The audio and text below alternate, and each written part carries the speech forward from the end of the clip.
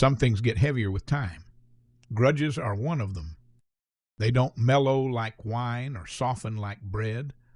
They calcify. And once they harden, they don't just sit still inside a person. They press, they shape, they leak into everything. How one walks into a room, how one speaks with the people they love, how one dreams at night. Forgiveness, then, is not so much about being righteous as it is about being free. There's a story I remember, not mine, but it might as well be. A man was walking across a vast stretch of desert with a heavy pack strapped to his back. He didn't know what was in it. He only knew he couldn't take it off. Everyone he met along the way tried to help, offered water, shade, advice. Some tried to take the pack from him, but it wouldn't come off. It wasn't until he stopped in the middle of the journey, knelt down, and named what was inside that the pack loosened. And when he reached inside, what he found was not rocks or gear or even bones. It was a single memory, frozen in time, unchanged, just as sharp, just as loud, just as bright as the day it happened.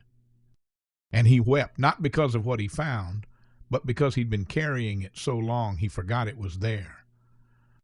Forgiveness, when it comes down to it, is the release of that frozen memory, not the forgetting of it, the remembering of it in peace. That's the difference. To forgive is to re-enter the memory with no knife in your hand. People often say, "I've moved on," when what they mean is, "I've shoved it in a corner and stopped looking at it."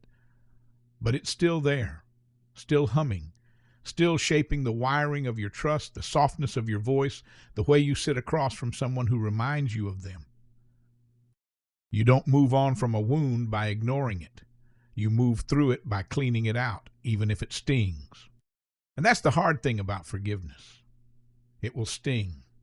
It will make you feel like you're betraying yourself, like you're letting someone off too easy. But if you pause and look closer, most of that resistance is not about justice. It's about wanting them to know how much it hurt. Forgiveness is hard because it feels invisible.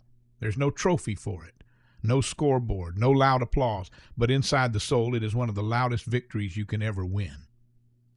There are some who cannot forgive, and I understand, because some things done to us are unspeakable, and to suggest they should be let go of is to sound like a fool or a traitor. And I will never be the one to say that pain must be turned into a lesson. Some pain just is. But I have seen what happens to a person when they keep the pain but drop the need to repay it. I have seen what happens to a face when the war behind it goes quiet. It doesn't mean the sorrow ends. It just means the sorrow no longer demands a sacrifice. And sometimes forgiveness doesn't look like a dramatic decision.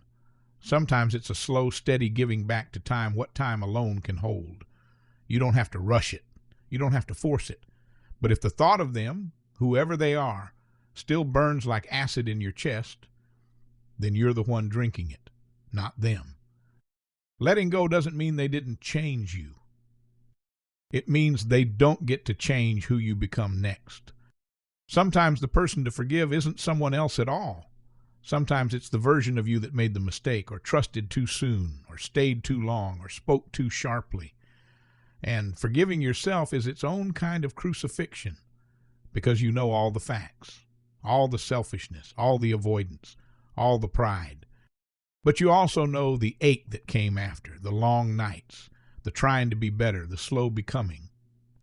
You must not harden against your own becoming, because that too is a kind of unforgiveness, and it will slow your blooming. So if you're waiting for a sign to let go, here it is. Let it go. And not because they're worth it, but because you are. Because the soul was never built to live in a courtroom forever. There are better places to live than that. And you deserve to get there before your last breath.